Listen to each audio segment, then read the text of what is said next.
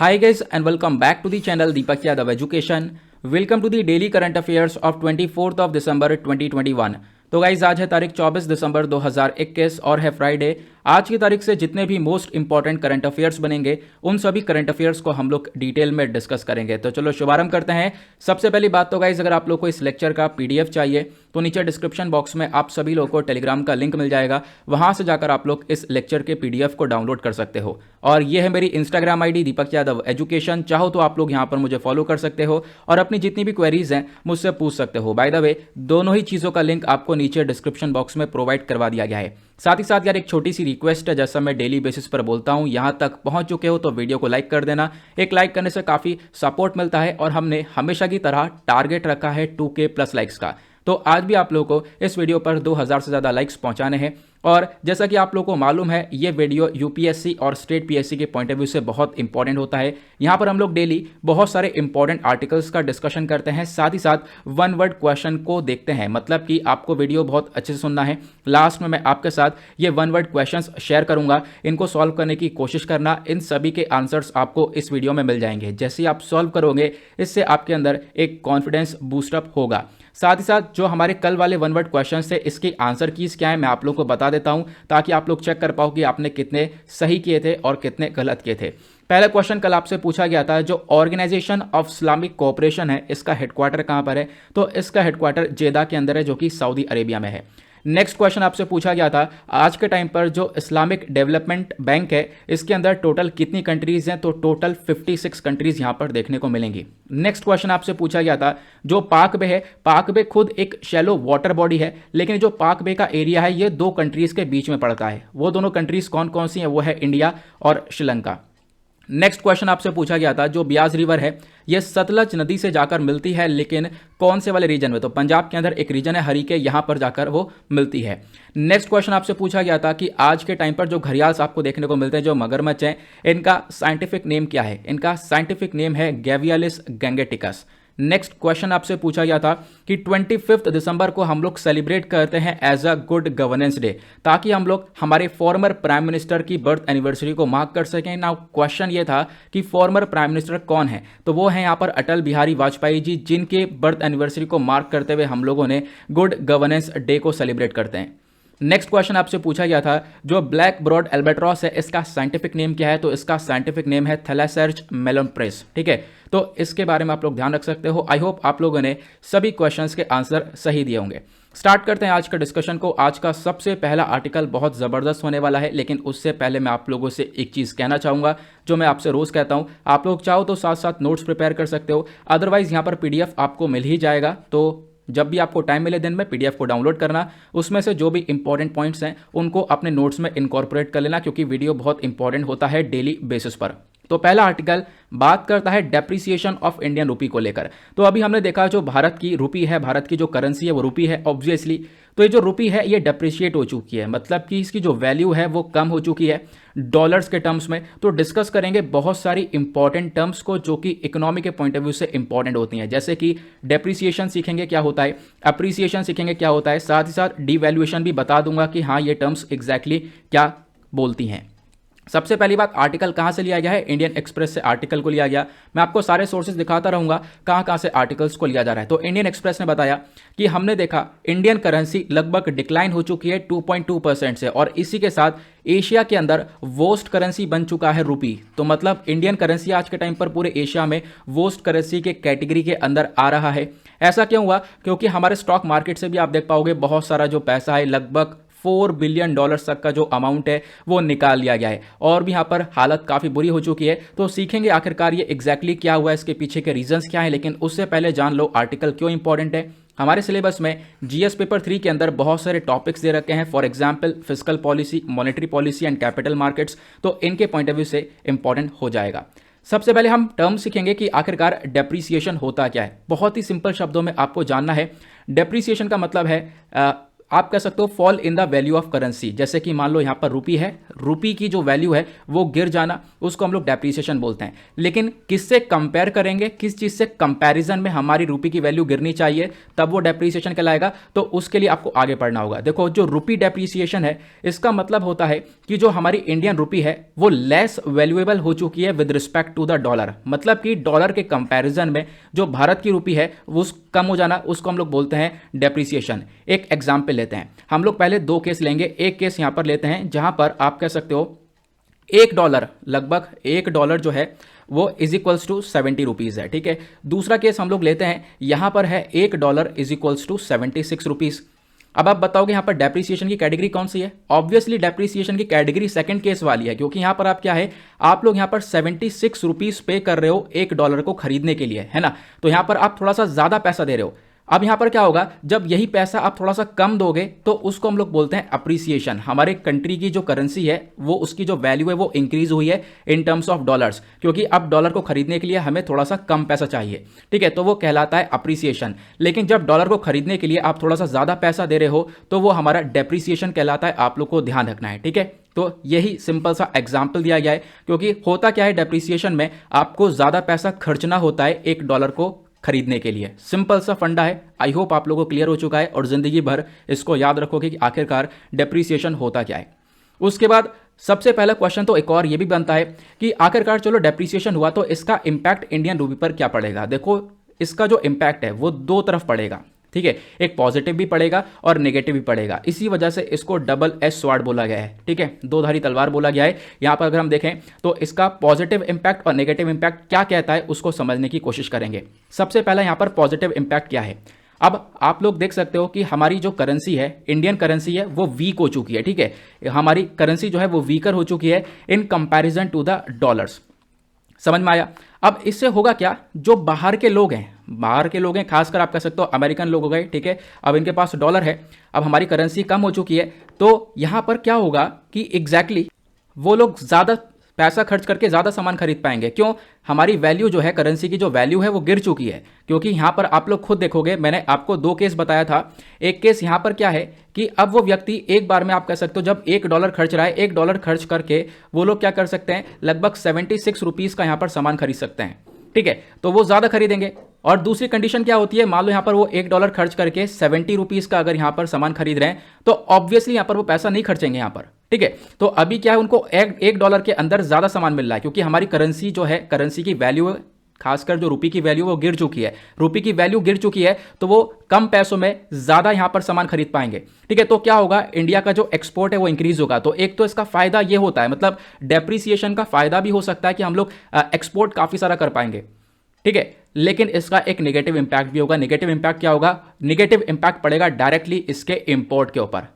Import के ऊपर कैसे पड़ेगा, अब जब हम लोग अमेरिका से कोई सामान खरीदेंगे तो हमें कितने रुपए देने पड़ रहे हैं, अगेन हम लोग को 76 रुपीज़ पे करने पड़ रहे हैं, है ना।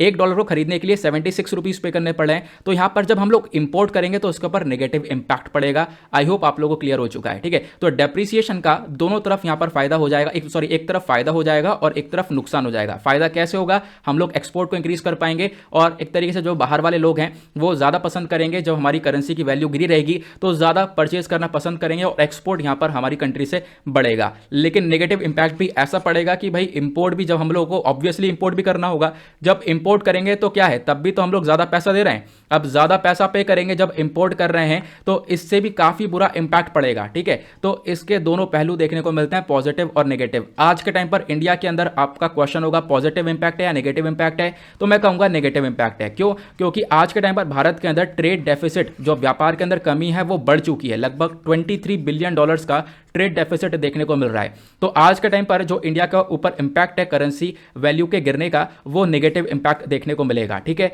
ये आपको क्लियर हुआ, आपने डेप्रिसिएशन सीखा अच्छे से। अब बात करते हैं अप्रिसिएशन वर्सेस डेप्रिसिएशन। अप्रिसिएशन भी मैं आप लोगों को बता चुका हूं। फिलहाल तो आप कह सकते हो कि करेंसी अप्रिसिएशन का मतलब क्या होता है, जब आपकी करेंसी की वैल्यू इंक्रीज हो जाना, मतलब कि डॉलर के टर्म्स में अगर हम बात करें, जैसे $1 है, $1 के टर्म में इंडियन वैल्यू 70 हो जाना, ठीक है, तो ये अप्रिसिएशन कहलाएगा। और $1 के टर्म में अगर हम लोग बात करें 76 हो जाएगा या 80 हो जाएगा तो ये हमारा डेप्रिसिएशन हो जाएगा। हम लोग ज़्यादा पैसा खर्चना पड़ेगा हम लोग को। जब हम लोग पैसा कम खर्चेंगे $1 को परचेज करने के लिए तो वो हमारा अप्रिसिएशन की कैटेगरी के अंदर आएगा। आई होप आप लोग को क्लियर हो चुका है। इसमें क्या होगा, जो करेंसी अप्रिसिएशन होता है, जब हमारी करेंसी की जो वैल्यू है वो जब इंक्रीज होती है तो इसमें हम लोग क्या कर सकते हैं, एक्सपोर्ट को डिस्करेज कर सकते हैं। मतलब एक थोड़ा सा घाटा ये देखने को मिलेगा, क्योंकि हुआ क्या, अब यहां पर हमारी जो करेंसी की वैल्यू है वो इंक्रीज हो चुकी है। तो इससे क्या होगा, इससे जो बाहर वाला व्यक्ति है वो हमारे यहां पर सामान खरीदना पसंद नहीं करेगा, क्योंकि वो उसी टाइम पर क्या हो रहा है, वो अब यहां पर अपना $1 खर्च करके कम सामान खरीद पा रहा है। ठीक है, तो यही मैं आपको पहले समझा रहा था। तो एप्रिसिएशन के अंदर जो एक्सपोर्ट होता है वो डिस्करेज हो जाता है, एक्सपोर्ट के ऊपर काफी इंपैक्ट पड़ता है। ठीक है, क्योंकि होता क्या है, यहां पर जो दूसरा व्यक्ति है उसके लिए थोड़ा सा यहां पर ये कॉस्टलियर लगेगा, थोड़ा सा महंगा लगेगा। क्लियर हुआ। अब यहां पर ये सारी चीजें डिपेंडेंट करती हैं मार्केट फोर्सेस के ऊपर। देख पाओगे एक टर्म आता है फ्लोटिंग एक्सचेंज। ठीक है, जो फ्लोटिंग एक्सचेंज रेट सिस्टम होता है ये मार्केट फोर्स के ऊपर देखने को मिलता है। मतलब मार्केट फोर्स हमारी करेंसी की वैल्यू डिटरमाइन करती है। ठीक है, मार्केट फोर्स क्या होता है, मार्केट फोर्स होता है हमारा डिमांड और सप्लाई। तो डिमांड और सप्लाई के बेसिस पर जो भी हमारी मार्केट वैल्यू है वो यहां पर तय की जाती है, किस प्रकार से डिमांड और किस प्रकार से सप्लाई है। और जब डिमांड और सप्लाई इक्वल हो जाती है तो उसको हम लोग बोलते हैं मार्केट इक्विलिब्रियम। ये भी आपको समझ में आना चाहिए। अब करेंसी डेप्रिसिएशन क्या होती है, आपने अप्रिसिएशन सीखा, डेप्रिसिएशन भी आप लोगों ने सीख चुके हो अच्छे से। मैं आप पे बता चुका हूं कि यहां पर जब करेंसी डेप्रिसिएशन होगा तो इसमें क्या होगा, यहां पर करेंसी की जो वैल्यू है वो गिर जाएगी और इसमें हम लोग जो एक्सपोर्ट एक्टिविटीज़ हैं उसको बढ़ा पाएंगे, क्योंकि बाहर वाला जो व्यक्ति है वो अब $1 खर्चने के बाद ज़्यादा सामान खरीद पाएगा। ठीक है, तो यहां पर आप कह सकते हो कि वो क्या कर रहा है, अब यहां पर एक तरीके से वो करेंसी को, मतलब जो करेंसी की डेप्रिसिएशन है इसके अंदर क्या होगा, सामान उसको सस्ता पड़ेगा और इसकी वजह से यहां पर प्रॉब्लम्स भी आती हैं और एक फायदा भी होता है। क्या होता है वो आप लोगों ने अच्छे से सीख लिया है। तो आई होप आप लोग अप्रिसिएशन और डेप्रिसिएशन दोनों सीख चुके हो। अब एक क्वेश्चन और आता है कि आज के टाइम पर करंट ये जो डेप्रिसिएशन देखने को मिला है इंडियन रुपी के अंदर, इसके पीछे का कारण क्या है। सबसे पहला कारण है हाई ट्रेड डेफिसिट। जैसे मैंने आपको बताया था, भारत के अंदर जो ट्रेड डेफिसिट है वो काफ़ी ज़्यादा हो चुका है। ट्रेड डेफिसिट का मतलब होता है कि हम लोगों ने इंपोर्ट तो बहुत ज़्यादा कर लिया, एक्सपोर्ट बहुत कम किया है। इंपोर्ट मतलब दूसरी कंट्री से हमने बहुत कुछ खरीदा, बहुत खरीदा, उसके बदले में हमारी करेंसी बाहर गई। लेकिन यहाँ पर क्या हुआ, हम लोगों ने जो एक्सपोर्ट है वो बहुत कम किया है, तो बाहर की करेंसी हमारे कंट्री में आई नहीं। तो इससे क्या हुआ, जो व्यापार है उसके अंदर कमी देखने को मिली है, ट्रेड डेफिसिट हुआ है। ठीक है, तो इंडिया के अंदर जो ट्रेड डेफिसिट है वो बढ़ चुका है, लगभग $23 बिलियन के आसपास पहुंच चुका है नवंबर के महीने में। ठीक है, मतलब इंपोर्ट हमने दबा के किया है, एक्सपोर्ट हम लोग कर नहीं पाए। तो इसी की वजह से भी आप कह सकते हो आज के टाइम पर करेंसी डेप्रिसिएशन आज के टाइम पर देखने को मिलेगा। खासकर किस इंपैक्ट में, ऑयल के प्राइसेस में। आपने देखा ऑयल के प्राइसेस के अंदर काफ़ी तेजी से बढ़ोतरी देखने को मिली इंटरनेशनल प्राइसेस पर। हम लोगों ने काफ़ी पैसा पे किया, क्योंकि हम लोग ऑयल को इंपोर्ट करते हैं, बहुत सारा ऑयल को इंपोर्ट करता है भारत, तो काफ़ी सारा पैसा पे करने के बाद ऑयल को इंपोर्ट किया गया है। ठीक है, तो इसमें हम लोगों ने देखा इंपोर्ट किया है, हम लोगों ने एक्सपोर्ट बहुत कम किया है, जिस बेसिस पर आज के टाइम पर हमारा जो एक तरीके से पूरा का पूरा ट्रेड डेफिसिट है, मतलब व्यापार के अंदर जो आपको कमी देखने को मिलेगी वो $23 बिलियन की पहुंच चुकी है। नेक्स्ट यहां पर आता है कि आज के टाइम पर होता क्या है, लोगों के पास डॉलर्स रखे हुए होते हैं। तो हमारी जो कंट्री है, हमारा जो रिजर्व बैंक ऑफ इंडिया सारी चीज़ों को देखता है, सारी चीज़ों को मेंटेन करता है, करेंसी को मेंटेन करता है, उसको रेगुलेट करने का काम करता है। तो रिजर्व बैंक ऑफ इंडिया आज के टाइम पर डॉलर्स ले रहा है। आप डॉलर्स ले जाकर दो रिजर्व बैंक ऑफ इंडिया को, उसके बदले में आपको कुछ इंटरेस्ट वगैरह मिलेगा। ठीक है, क्योंकि हमारी कंट्री पूरी तरह से फोकस कर रही है कि जो हमारा फॉरेक्स रिजर्व है उसको हम लोग बढ़ाएं। ठीक है, मतलब बाहर की मुद्रा जो है हम लोग उसको इकट्ठा करके रखें, उसका भंडार करके रखें, क्योंकि बाहर की मुद्रा भी कंट्री के अंदर होनी बहुत ज़्यादा ज़रूरी होती है। ठीक है, और डॉलर्स जैसे मैंने बताया आज के टाइम पर सबसे पावरफुल करेंसी देखने को मिलेगी। इस वजह से लोग डॉलर्स के ऊपर रिलाई भी करते हैं और डॉलर्स को ही सबसे ज़्यादा यहाँ पर वैल्यू आज के टाइम पर मिलती है। अपने करेंसी का जो कंपैरिजन है कोई भी कंट्री हमेशा डॉलर से ही करती है। ठीक है, तो हुआ क्या, यहां पर इंडिया भी यहां पर एक तरीके से फॉरेक्स रिजर्व ले रहा है, मतलब डॉलर्स वगैरह किसी के पास है तो ले रहा है, बदले में इंटरेस्ट दे रहा है। लेकिन है क्या, ऐसा ही यहां पर यूएस के अंदर भी हो रहा है। यूएस अपने कंट्री की खुद की इकॉनमी ग्रोथ करता हुआ नजर आएगा। आप देख पाओगे क्या है, यूएस अपनी खुद की इकॉनमी को ग्रो करने में लगा पड़ा है। कैसे, क्योंकि यहां पर क्या हुआ, यहां पर भी बहुत से लोगों के पास डॉलर्स हैं, तो इनका जो फेडरल रिजर्व है, फेडरल रिजर्व मतलब यूएस का सेंट्रल बैंक, जैसे हमारे यहां पर RBI reserve bank of India हमारा सेंट्रल बैंक है, नोटों को छापता है, वैसे यहां पर जो डॉलर छापता है वो कौन है, वो है फेडरल रिजर्व। ठीक है, तो फेडरल रिजर्व ने भी यहां पर इसी प्रकार से डॉलर को एक्सेप्ट करना चालू कर दिया है। ठीक है, अपनी जो डॉलर्स है उसको मजबूत करने के लिए, उसके बदले में इंटरेस्ट वगैरह दे रहा है। तो लोग जो है यहां पर भी डॉलर्स वगैरह पे कर रहे हैं लगातार। ठीक है, डॉलर्स यहां पर दे रहे हैं, इसके बदले में उनको इंटरेस्ट मिल रहा है। तो आप कह सकते हो इसकी वजह से भी क्या है, आज के टाइम पर काफी सारा करेंसी डेप्रिसिएशन देखने को मिल रहा है, क्योंकि जो लोग हैं वो फेडरल रिजर्व या मतलब यूएस के अंदर अपना जो भी तरीके से डॉलर्स हैं वो पे करना पसंद कर रहे हैं। क्योंकि उसके बदले में उनको वहाँ पर इंटरेस्ट मिलता हुआ नजर आ रहा है। तीसरा रीजन करेंसी डेप्रिसिएशन के अंदर है ओमिक्रॉन वेरिएंट। ठीक है, ओमिक्रॉन वेरिएंट आप लोगों ने देखा, इसका सबसे बड़ा कंसर्न देखने को मिला। जैसी ओमिक्रॉन के बारे में चर्चा जब भी होती है, हमारे स्टॉक मार्केट के अंदर काफ़ी बड़ा गिरावट आ जाता है। ठीक है, आपने देखा होगा, अगर आप लोग स्टॉक मार्केट में इंटरेस्टेड हो, आप लोग अगर ट्रेडिंग वगैरह करते हो, तो आप लोगों ने देखा होगा बहुत बार कि जब भी कोई ऐसी इशू आता है, वायरस वगैरह का इशू आ रहा है, तो उसी दिन यहाँ पर देखने को मिलता है हमारा मार्केट डाउन हो जाता है। क्योंकि जो लोग हैं, लोग समझते हैं यार रिस्क ज़्यादा हो सकता है, ठीक है, इस बेसिस पर पैसा निकालो। तो पैसा जब बहुत सारा निकल जाता है स्टॉक मार्केट से, तो अपने आप में स्टॉक मार्केट डाउन देखने को मिलता है। तो ये भी अपने आप में एक कंसर्न देखने को मिल जाएगा कि बहुत सारा पैसा हमारे स्टॉक मार्केट से भी निकला है, हमारे कंट्री के मार्केट से बहुत सारा पैसा बाहर पुल आउट किया गया। ये रीजन है जिसकी वजह से करेंसी डेप्रिसिएशन देखने को मिलता है। आई होप आप लोगों को सारी चीज़ें अच्छे से क्लियर हो चुकी हैं। ये सारी चीज़ें मेंटेन होती हैं मार्केट फोर्सेस के ऊपर, ये मैं आपको बता चुका हूं। अगर बेहतरीन तरीके से सारी चीज़ें समझ में आई हैं तो वीडियो को फटाफट लाइक कर देना। लाइक करना भूल गए होंगे समझने के चक्कर में। और आज का जो टारगेट है वो 2000 का है। ठीक है, अब नेक्स्ट आर्टिकल अगेन एक बहुत इंटरेस्टिंग सा आर्टिकल है। ठीक है, इसको मैंने पहले जरूर लगाया है, मैं सोच रहा था बाद में लगाऊं, प्रीलिम्स के पॉइंट ऑफ व्यू से इंपॉर्टेंट हो सकता है। बहुत छोटा सा आर्टिकल है लेकिन बहुत इंटरेस्टिंग है। हम सीखने वाला है चिलई कलन के बारे में। चिलई कलन होता क्या है, आप देख पाओगे कि चिल का मतलब होता है ठंडा, है ना, तो उसी से आप रिलेट कर सकते हो चिलई कलन। ये कश्मीर के अंदर 40 दिन का टाइम पीरियड होता है, यहाँ पर बर्फ जम जाती है सभी जगह पर। इस प्रकार से आप देख पाओगे, चाहे वो डल लेक हो या फिर कोई झील हो या फिर सब पानी, आप देख पाओगे किस प्रकार से जम चुका है। ठीक है, ये सिचुएशन आ चुकी है और लोगों को ऑब्वियसली परेशानी तो होती होगी। तो डिस्कस करेंगे इसके बारे में कि लोग करते क्या है इस ठंड से बचने के लिए, कैसे यहाँ पर इस चीज़ों को एंजॉयमेंट में आगे बिताया जाता है। आर्टिकल जीएस पेपर 3 के पॉइंट ऑफ व्यू से इंपॉर्टेंट हो जाएगा खासकर, और साथ ही साथ प्रीलिम्स के पॉइंट ऑफ व्यू से भी। द हिंदू का आर्टिकल है Chillai kiln begins in Kashmir. तो कश्मीर के अंदर चिलई कलन की शुरुआत हो चुकी है। चिलई कलन को हम लोग बोलते हैं one of the harshest winter, मतलब सबसे ज्यादा ठंड, इससे ज्यादा ठंड होती नहीं है। ठीक है, आप कह सकते हो कश्मीर के अंदर यही 40 दिन के अंदर ठंड पड़ती है। 40 दिन कब से कब तक होते हैं मैं आपको बताऊंगा। लगभग 31 दिसंबर से 29 जनवरी तक आप देख पाओगे ना, बहुत विकट तरीके से ठंड पड़ती है। ठीक है, और इसके बाद भी कुछ डेज हैं आगे, वो भी आगे मैं आप लोगों को बताऊंगा। तो यहाँ पर क्या होता है, इतने दिन में बहुत तेजी से ठंड पड़ती है जिसको चिलई कलन बोला जाता है। तो ठीक है, यहाँ पर ही शुरुआत हो चुकी है कश्मीर के अंदर, तो इसके बारे में ध्यान रखना है। अब टाइम पीरियड की बात करते हैं। तो हार्शेस्ट विंटर तो है, सबसे खतरनाक ठंडी पड़ती है कब से कब तक, 21 दिसंबर से 29 जनवरी तक। ठीक है, 21 दिसंबर से 29 जनवरी तक ये ठंड पड़ती है। इसको चिलई कलन बोला जाता है। चिलई कलन पर्शियन टर्म है। ठीक है, पर्शिया के अंदर यहाँ पर ये वर्ड यूज किया जाता है। अगर हम इसका मीनिंग देखें इंग्लिश में तो क्या निकल कर आता है, तो चिलई कलन का मतलब है मेजर कोल्ड, बहुत ज़्यादा ठंडी पड़ना। चिलई कलन के बाद यहाँ पर कुछ और टाइम पीरियड आता है। चिलई कलन के बाद जो बाकी के 20 दिन है, 20 दिन के अंदर अंदर चिलई खुर्द आता है। ठीक है, चिलई खुर्द कब से कब तक होता है, क्योंकि अभी आपको देखना है यहाँ पर 21 दिसंबर से 29 जनवरी तक चिलई कलन आया। ठीक है, उसके बाद यहाँ पर क्या होगा, अगले दिन 30 जनवरी से 18 फरवरी तक जो बाकी के अगले 20 दिन है, यहाँ पर चिलई खुर्द होता है ये।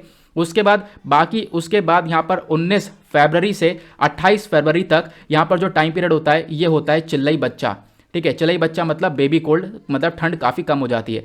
तो ये 40 दिन का क्राइटेरिया है। आई होप आप लोग यहाँ पर इसको क्लियर कर चुके हो। इन 40 दिन में बहुत विकट ठंड पड़ती है जिसको यहाँ पर चिलई कलन के नाम से जाना जाता है। ठीक है, ये पिक्चर आप देख पाओगे, गूगल पर ये पिक्चर मिला है। चिलई कलन मतलब बहुत विकट ठंड होना। ठीक है, चिलई खुर्द मतलब थोड़ा सा कम होना। चिलई बच्चे मतलब एक तरीके से चीज़ें थोड़ा सा सुधर जाना, ठंड जो है काफ़ी कम हो जाना।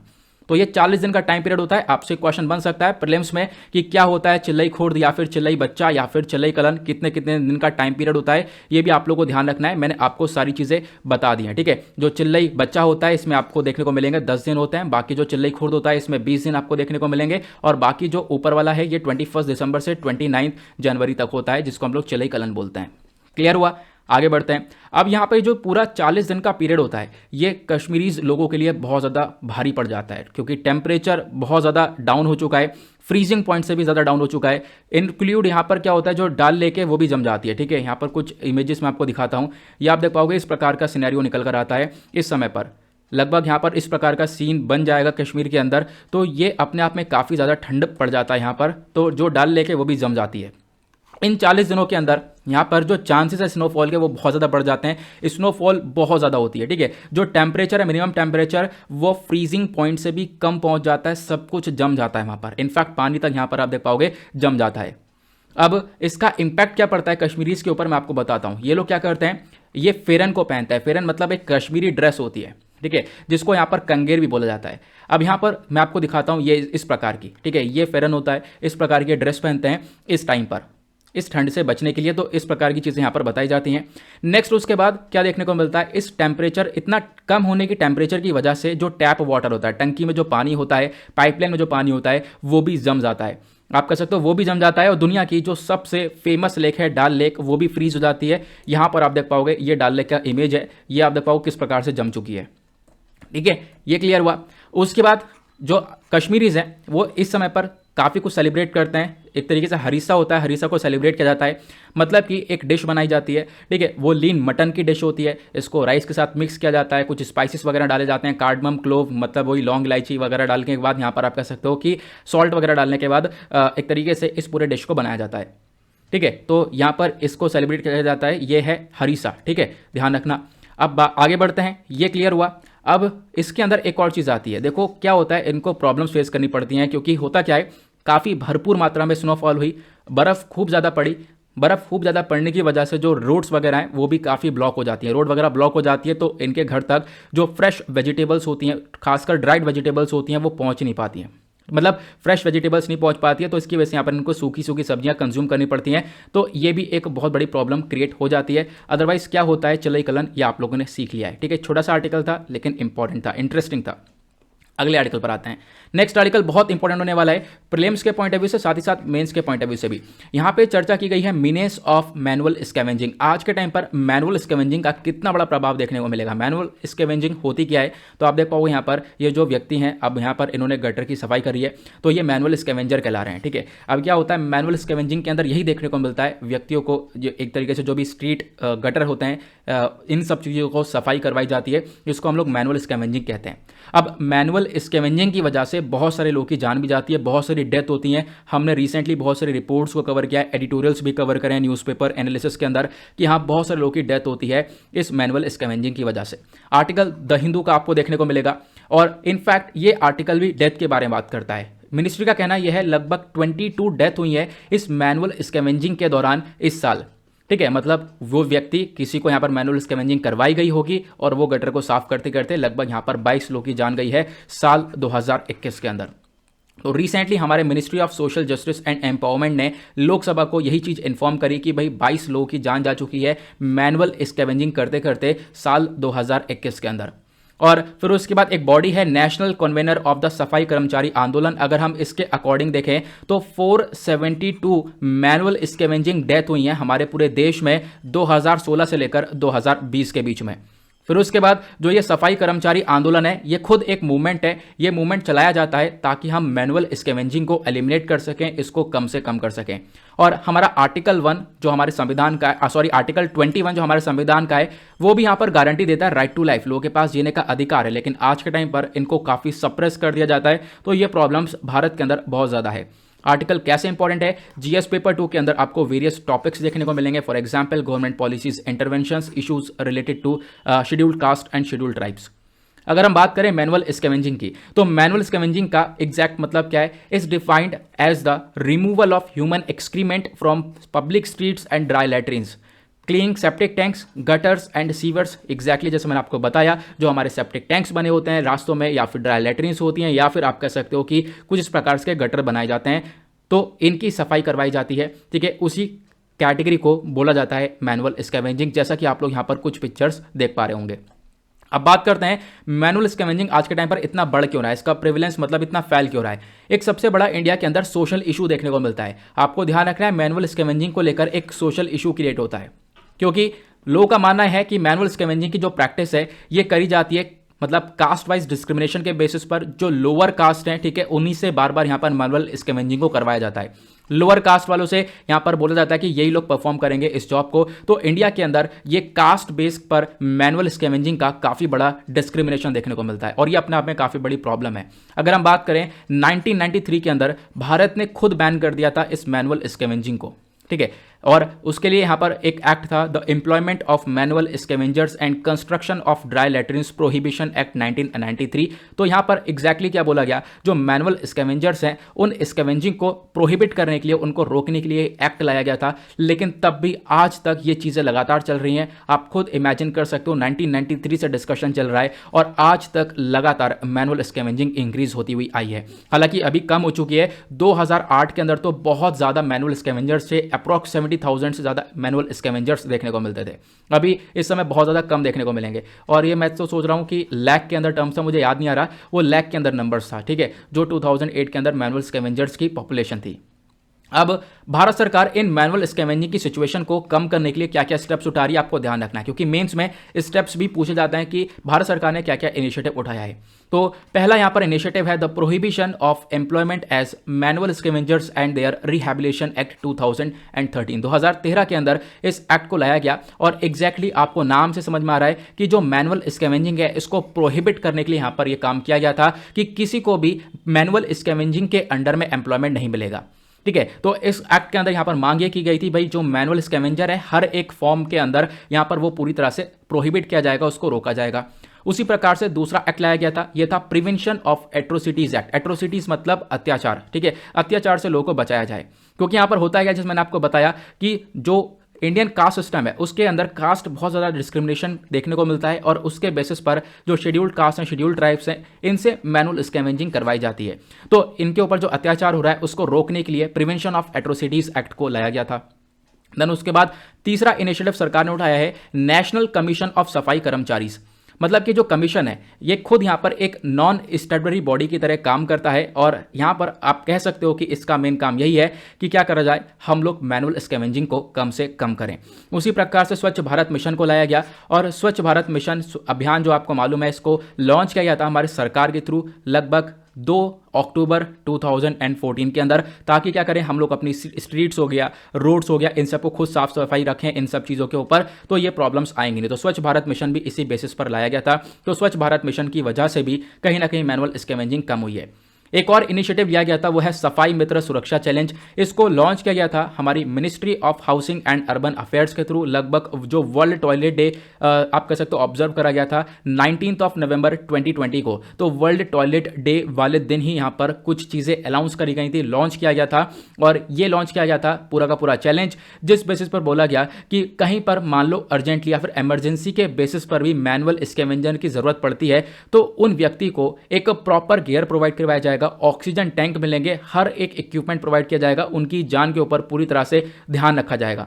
ठीक है, क्योंकि होता क्या यहाँ पर, ये जो पूरा का पूरा सेप्टिक टैंक है इसके अंदर से बहुत सारी हार्मफुल टॉक्सिक गैसेस निकलती हैं और वो जो गैसेस हैं वो यहाँ पर मैनुअल स्कैवेंजर इनहेल करते हैं। इनहेल करने की वजह से ये सारी प्रॉब्लम्स या फिर उनकी डेथ तक देखने को मिलती है। तो इन चीज़ों को रोकने के लिए ये भी काम किया गया कि कहीं पर अर्जेंटली या फिर इमरजेंसी के बेसिस पर मैनुअल स्कैवेंजिंग की जरूरत पड़ी है तो उस बेसिस पर उन व्यक्ति को प्रॉपर गियर और ऑक्सीजन टैंक को प्रोवाइड करवाया जाए।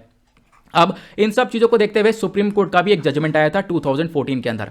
2014 में सुप्रीम कोर्ट ने एक ऑर्डर दिया और मैंडेटरी कर दिया, मतलब ज़रूरी कर दिया गवर्नमेंट के लिए कि वो आइडेंटिफाई करें कितने लोगों की डेथ हुई है जो कि यहाँ पर इस प्रकार से मैनुअल स्कैवेंजिंग के अंदर इन्वॉल्व थे। ठीक है, तो 1993 से अभी तक कितने मैनुअल स्कैवेंजर्स की डेथ हुई है और उन सबको देखने के बाद उनको 10 लाख रुपए एज अ कंपनसेशन उनकी फैमिलीज को प्रोवाइड करवाना है। ऐसा सुप्रीम कोर्ट का जजमेंट आया था 2014 में, ताकि मैनुअल स्कैवेंजर्स को हम लोग कुछ ना कुछ रिलीफ प्रोवाइड करवा सकें। ये क्लियर हुआ। उसके बाद यही था आर्टिकल, मतलब इंटरेस्टिंग इतना था। हम लोग आगे चलते चलते मतलब समझने के बेसिस पर अगर हम देखें तो अच्छे से चीज़ें समझ में आ रही हैं तो फिर आगे पढ़ते रहना। और उसके बाद ये आर्टिकल यहाँ पर खत्म होता है। इसमें काफ़ी सारे क्वेश्चंस बन सकते हैं, खासकर मेंस और प्रीलिम्स दोनों में। अगला आर्टिकल अगेन एक और इंटरेस्टिंग और बहुत ज़्यादा इंपॉर्टेंट आर्टिकल है। यहाँ पे चर्चा की गई है use of drone in pesticide application. Pesticide मतलब कीटनाशक है ना, कीटाणु मारने के लिए हम लोग पेस्टिसाइड्स का इस्तेमाल करते हैं। तो उन कीटनाशक को छिड़कने के लिए हम लोग ड्रोन्स का इस्तेमाल करेंगे। वही यहाँ पर सिंपल सा बताया गया है कि ड्रोन्स का इस्तेमाल हम लोग किस किस चीज़ों में कर सकते हैं, प्लस ड्रोन्स का इस्तेमाल करने से क्या क्या फ़ायदे हमारे पास निकल कर आ सकते हैं। आर्टिकल जीएस पेपर 3 के पॉइंट ऑफ व्यू से इंपॉर्टेंट हो जाएगा। हमारे सिलेबस के अंदर बहुत सारे टॉपिक्स हैं, government policies, interventions, e technology in the aid of farmers. अब ये न्यूज़ में क्यों है, क्योंकि पीआईबी ने इस आर्टिकल को कवर किया था। Recently ministry of agriculture and farmers welfare ने स्टैंडर्ड ऑपरेटिंग प्रोसीजर को रिलीज किया है ताकि हम लोग ड्रोन का इस्तेमाल कर सकें एग्रीकल्चर के सेक्टर के अंदर। और ड्रोन्स को हम लोग बोले तो क्या बोलते हैं, अनमैन्ड एरियल व्हीकल। ठीक है, अनमैन्ड एरियल व्हीकल मतलब इसके अंदर किसी आदमी की जरूरत नहीं है, आप अपने रिमोट कंट्रोल के थ्रू यहाँ पर इस ड्रोन को उड़ा सकते हो। तो यहाँ पर जो ये अनमैन्ड एरियल व्हीकल है इसको हम लोग ड्रोन बोलते हैं, और इसके अंदर खुद अपने आप में इतनी ज़्यादा पावर है, इतना ज़्यादा पोटेंशियल है कि हमारे भारत की जो कृषि क्षेत्र है, हमारा एग्रीकल्चर है, उसको रिवोल्यूशनाइज कर सकता है, उसको वापस से रिवाइव करके आप कह सकते हो हम लोग नई नई चीज़ें यहाँ पर एग्रीकल्चर के सेक्टर के अंदर कर सकते हैं with the help of drone. ठीक है, उसके बाद क्या हुआ, जो ministry of health and family welfare है इन्होंने यहां पर पहले भी लॉन्च किया है ड्रोन बेस्ड ई वैक्सीन डिलीवरी को। आपको मालूम होगा जो वैक्सीन्स हैं उनको डिलीवर करने के लिए यहां पर ड्रोन की टेक्नोलॉजी का इस्तेमाल किया गया था। ड्रोन से काफ़ी सारी जगह पर वैक्सीन्स को डिलीवर किया गया था। तो ड्रोन अपने आप में एक बहुत इंपॉर्टेंट स्टेप बन सकता है, चाहे वो एग्रीकल्चर का मामला हो, चाहे वो कोई प्रोडक्ट की डिलीवरी का मामला हो। यहाँ पर आप देख पाओगे इस प्रकार से छिड़काव करके हम लोग ड्रोन का इस्तेमाल कर सकते हैं। ड्रोन आप समझ रहे हो ना क्या होता है ड्रोन, यहाँ पर इसी प्रकार से आपको देखने को मिलेगा। इसमें कैमरेज वगैरह भी लगे पड़ते हैं। आज के टाइम पर मैरिज वगैरह, शादी वगैरह में भी आप देख पाओगे बहुत ज़्यादा ड्रोन्स वगैरह का इस्तेमाल होता रहता है। तो सबसे पहली बात हमने ये देखा कि जो हमारा ministry of agriculture and farmer welfare है इन्होंने क्या रिलीज किया है, एसओपी को। एसओपी मतलब स्टैंडर्ड ऑपरेटिंग प्रोसीजर को। तो ये क्या है, यहां पर आप कह सकते हो ड्रोन को कैसे रेगुलेट करना है। ठीक है, इसका आप कह सकते हो कि यहां पर जो एसओपी है ये ड्रोन रेगुलेशन के बारे में बात करता है, क्या क्या इसके अंदर कवर किया जाएगा, फ्लाइंग परमिशन कहां पर है, ठीक है, परमिशन किस बेसिस पर अलाउ है, किस बेसिस पर अलाउ की जाएगी, और उसके बाद यहां पर कितना डिस्टेंस के ऊपर रिस्ट्रिक्शन है, वेट क्लासिफिकेशन क्या होगा, ठीक है, सेफ्टी इंश्योरेंस क्या है, ठीक है, पायलट सर्टिफिकेशन है या नहीं है। तो इन सब चीजों को देखा जाएगा कि हाँ ड्रोन को कैसे रेगुलेट करना है। ठीक है, तो एसओपीज कुछ ज़्यादा खास इंपॉर्टेंट चीज़ नहीं है, आपको इसके बारे में खाली एक ध्यान रखना है कि एग्जैक्टली क्या हो सकता है। बट यहाँ पर अगर हम बात करें जो ड्रोन टेक्नोलॉजी की बात है, तो ड्रोन टेक्नोलॉजी हम लोग आज के टाइम पर अलग अलग जगह पर भी इस्तेमाल कर सकते हैं, लेकिन सबसे बड़ी बात यहाँ पर पेस्टिसाइड्स की कैटेगरी में हम लोग इस्तेमाल करेंगे तो ज़्यादा बेहतर रहेगा। पेस्टिसाइड मतलब कीटनाशक, अगर हम लोग पेस्टिसाइड का छिड़काव करेंगे ड्रोन से तो ये अपने आप में बहुत ज़्यादा इफेक्टिव रहेगा। कैसे, पेस्टिसाइड होता क्या है, are one of the important agri input to address protection of crops against a large number of pest. मतलब जो कीटाणु होते हैं उनको रोकने के लिए, उनके अटैक को रोकने के लिए, उनके अगेंस्ट में काम करने के लिए यह पेस्टिसाइड हम लोग को प्रोटेक्शन देता है, हमारी फसलों को बचाता है। ठीक है, ऑब्वियसली इसमें इन्वेस्टमेंट भी लगता है, हम लोग पेस्टिसाइड के खरीदना भी पड़ता है हम लोग को, उसका छिड़काव करेंगे तभी हम लोग जो कीटाणु हैं उनसे अपनी क्रॉप्स को बचा पाएंगे। लेकिन आज के टाइम पर पेस्टिसाइड का छिड़काव कैसे होता है, वो होता है कन्वेंशनल स्प्रेइंग। कन्वेंशनल स्प्रेइंग कुछ इस प्रकार से देखने को मिलती है। ठीक है, यहां पर ये कन्वेंशनल स्प्रेइंग होती है। अब क्या होगा, इस स्प्रे को खत्म करने के लिए हम लोग ड्रोन का इस्तेमाल कर सकते हैं। ड्रोन की वजह से अगर हम लोग कहें तो ड्रोन का अगर हम इस्तेमाल करेंगे ऐसे छिड़काव करने के लिए तो ये वाला सिस्टम आप लोग बंद कर दोगे, और ये वाला जो सिस्टम है अपने आप में काफ़ी इफेक्टिव है। इफेक्टिव कैसे है, सबसे पहली चीज यहां पर क्या होगा कि मान लो जैसे मैं आपको इस वाले ये वाला जो ड्रोन है कन्वेंशनल स्प्रेइंग, सॉरी ये वाला ड्रोन कह रहा हूं, ये वाला जो मेथड है स्प्रे करने का, इसका नुकसान क्या है। पहला नुकसान देखने को मिलेगा कि आप बहुत ज़्यादा केमिकल्स का इस्तेमाल कर दोगे, एक यूनिफॉर्मिटी नहीं आएगी, मतलब कि कहीं पर ज़्यादा एक केमिकल डाल दिया या फिर कहीं पर कम डाल दिया, है ना। और उसके बाद यहाँ पर इसका यूज़ भी काफ़ी होगा ऑब्वियसली। ठीक है, जब हम लोग अपने हाथ से यूज़ कर रहे हैं तो इसका यूज़ काफ़ी ज़्यादा हो जाएगा, जिसकी वजह से आपको पेस्टिसाइड की मात्रा ज़्यादा लगेगी। अब पेस्टिसाइड को खरीदने के लिए आपको पैसा भी ज़्यादा खर्च करना पड़ेगा, एक्सपेंडिचर आपका बढ़ जाएगा। ठीक है, तो ये प्रॉब्लम्स आती हैं। तो इन्हीं प्रॉब्लम का सोल्यूशन लाया गया है यूज़ ऑफ ड्रोन टेक्नोलॉजी। आप ड्रोन का इस्तेमाल करो और इसके बेसिस पर जो भी आपका एक्स्ट्रा खर्चा हो रहा है, जो भी आप लोगों का यहाँ पर थोड़ी सी बर्बादी हो रही है, उसको कम कर दो। कैसे, अगर हम लोग ड्रोन टेक्नोलॉजी का इस्तेमाल करते हैं, ये एक मॉडर्न फार्मिंग टेक्निक है। इसका मकसद ही खुद यही है कि हम लोग क्या कर सके, जो पेस्टिसाइड है उसको प्रिसाइज बना सकें, एक्यूरेसी के साथ, मतलब जितनी ज़रूरत है, जितनी रिक्वायरमेंट है, उसी के बेसिस पर यहाँ पर कीटनाशक को छिड़का जाएगा। क्रॉप न्यूट्रिएंट्स प्रोवाइड करवाए जाएंगे, जो प्रिसाइज, मतलब आप कह सकते हो प्रिसाइज और कंसाइज वे में जितना एग्जैक्टली नीड होगा उतनी हम लोग यहाँ पर छिड़काव करेंगे, एक्यूरेसी के साथ, बिल्कुल सटीकता के साथ यहाँ पर, और यूनिफॉर्मिटी नजर आएगी, मतलब सभी जगह पर इक्वली छिड़काव देखने को मिलेगा। ठीक है, तो ये चीज़ें देखने को मिलेंगी, प्लस आपका केमिकल भी कम लगने वाला है, और उसके बाद ऑब्वियसली जब कम लगेगा तो आपका जो एक्सपेंडिचर है, जो खर्चा हो रहा था एक्स्ट्रा, वो भी यहाँ पर बचेगा। प्लस ड्रोन के अलग और क्या क्या यूजेस हो सकते हैं। पहला यूज़ है क्रॉप मॉनिटरिंग, हम लोग क्रॉप के ऊपर पूरी तरह से ध्यान रख सकते हैं। जो ड्रोन्स हैं अपने आप में वेल इक्विप्ड हैं, ठीक है, अच्छे से यहाँ पर ये इक्विप्ड आपको देखने को मिलेंगे। बहुत सारी फीचर्स इसके अंदर देखने को मिलते हैं, जैसे मैंने आपको बताया इसके अंदर कैमरास वगैरह भी नजर आते हैं, ठीक है। तो आराम से ड्रोन का हम लोग इस्तेमाल कर सकते हैं ताकि जो वेजिटेशन है हमारा पूरी तरह से क्रॉप्स हैं उनके ऊपर पूरा ध्यान रखें हम लोग, ठीक है। उनके ऊपर ध्यान रखने के साथ साथ कहीं वो क्रॉप के ऊपर पेस्ट तो नहीं लग चुके हैं, मतलब कीड़े वगैरह तो नहीं लग चुके हैं। तो इस प्रकार से ध्यान रखने के बाद हम लोग क्या कर सकते हैं, उन चीज़ों का जो भी प्रॉब्लम्स हैं उनको सॉल्व कर सकते हैं। तो ड्रोन के माध्यम से क्रॉप के ऊपर ध्यान रखा जा सकता है। दूसरा यहाँ पर ड्रोन का यूज़ है ऑप्टिमम न्यूट्रिएंट डिलीवरी, मतलब कि जो भी आपको न्यूट्रिएंट्स देने होते हैं क्रॉप्स को, हमारी फसलों को, वो यहाँ पर ड्रोन दे सकता है। और ड्रोन खासकर एक ऑप्टिमम मात्रा में देगा, मतलब एक एक्यूरेसी के साथ, सटीकता के साथ जितनी रिक्वायरमेंट्स है उसी के बेसिस पर यहाँ पर ये ड्रोन है ये न्यूट्रिएंट्स को डिलीवर करेंगे। इससे क्या होगा, जो भी वेस्टेज होता है वो कम होगा और इससे फार्मर्स की जो इनकम है वो डबल होगी और एक तरीके से काम भी बहुत तेज होगा, एफिशिएंटली होगा।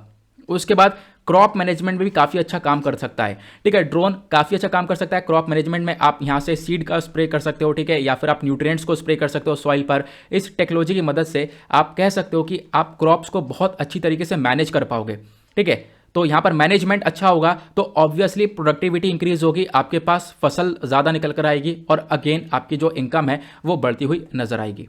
आई होप आप लोगों को क्लियर हो चुका है।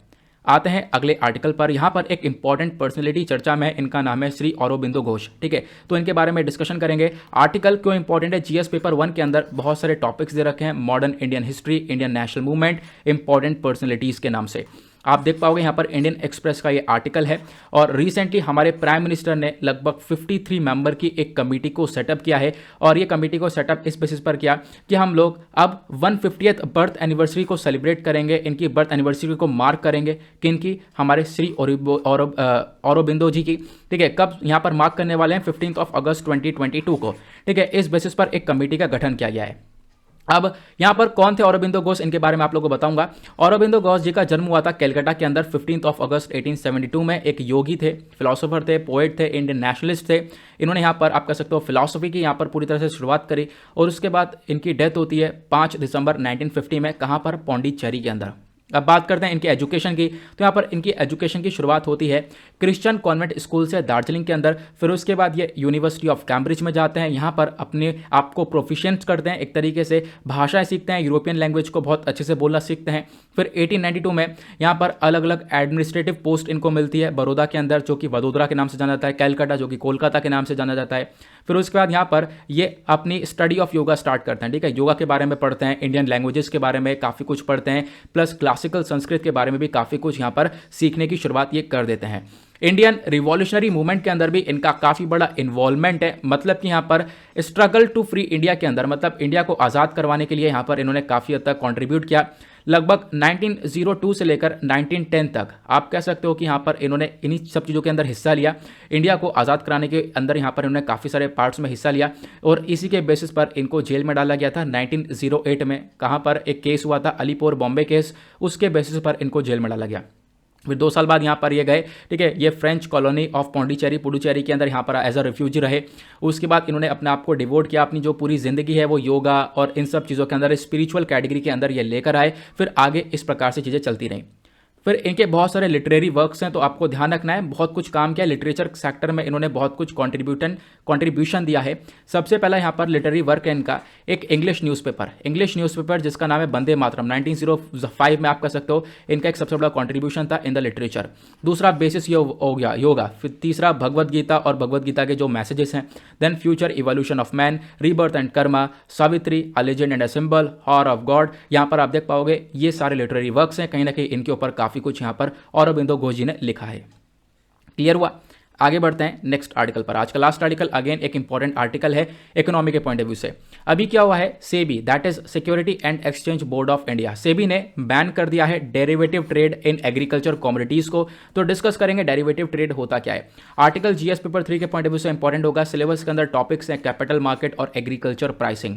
तो यहाँ पर न्यूज़ में क्यों है, यहाँ पर आप देख पाओगे हाल ही में जो सेबी है, securities and exchange board of India, इन्होंने क्या करा, डेरिवेटिव ट्रेड को बैन कर दिया है। ठीक है, अब डेरिवेटिव ट्रेड लगभग किस चीज़ का बैन किया गया है, हमारी जो एग्रीकल्चर कमोडिटीज़ है। एग्रीकल्चर कमोडिटी मतलब चना, व्हीट, पैडी, सोयाबीन, ठीक है, इनका जो भी ट्रेड है, आने वाला जो डेरिवेटिव ट्रेड है बेसिकली उसको बैन किया गया है।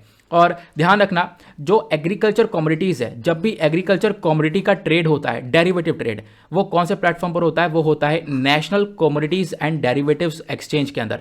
ये एक प्लेटफॉर्म है जहाँ पर ट्रेड होता है। मैं आपको बताऊंगा एक एक करके चीज़ों के बारे में। पहले आपको यहाँ पर सीखना होगा डेरिवेटिव के बारे में। देखो, डेरिवेटिव का मतलब क्या होता है? अगर हम फाइनेंस की फील्ड में देखें तो derivative is a contract that derives it's value from the performance of N underlying entity. देखो यहाँ पर क्या होता है, एक अंडरलाइंग एसेट होता है। मान लो यहाँ पर मैं आपको डेरिवेटिव और अंडरलाइंग का मतलब बताता हूँ। यहाँ पर मान लो ये शुगर का कट्टा है, ठीक है, यहाँ पर ये चीनी है, चीनी का यहाँ पर पूरा बोरा है। अब चीनी बनी कहाँ से? चीनी बनी है शुगर केन से। तो ये जो शुगर है ये क्या हुआ? ये हुआ डेरिवेटिव, ठीक है। और ये किस बेसिस पर बना है? ये बना है शुगर केन की मदद से। तो शुगर केन क्या हुआ? अंडरलाइंग एसेट, ठीक है। तो ये मतलब मैंने आपको समझा दिया है। लेकिन यहां पर क्या बोला गया? यहां पर ट्रेड के बारे में चर्चा की गई है। ट्रेड क्या है? और अगर हम फाइनेंस के मामले में बात करें तो जो हमारा अंडरलाइंग एसेट होता है वो क्या होता है? वो हमारा इंडेक्स हो गया, स्टॉक मार्केट हो गया, ठीक है, ये सारी चीजें होती हैं। लेकिन यहां पर एक चीज मैं आपको बहुत क्लियरली समझाना चाहूंगा, बहुत ही सिंपल से शब्दों में। यहां पर ट्रेड को क्या बैन करने का मकसद क्या है? मान लो यहां पर वीट है, ठीक है, एक तरफ गेहूं है और एक तरफ राइस है, ठीक है, कुछ भी आप लोग एग्जाम्पल ले सकते हो। तो यहां पर हम लोग वीट का एग्जाम्पल लेते हैं, ठीक है, फॉर एग्जाम्पल वीट का एग्जाम्पल लेते हैं। होता क्या है, यहाँ पर पर्सन ए है ये और यहाँ पर ये पर्सन बी है। आप कह सकते हो जो पर्सन ए है इसने बोला कि आने वाले टाइम पर कहीं वीट के प्राइसेस जो इंक्रीज ना हो जाएं, ठीक है, आने वाले टाइम पर वीट के जो प्राइसेस है वो इंक्रीज होंगे तो उसके बेसिस पर मैं आज ही खरीद के रख लेता हूं, ठीक है, मैं उसको आज ही खरीद के रख लेता हूं। या फिर इनका कहना यह है कि आज तो प्राइस बहुत ज़्यादा है वीट के, आने वाले टाइम पे प्राइस कम होंगे तो आज तो मैं खरीद नहीं रहा, आने वाले टाइम पर मैं जब प्राइस गिरेंगे इसके तो खरीदूंगा।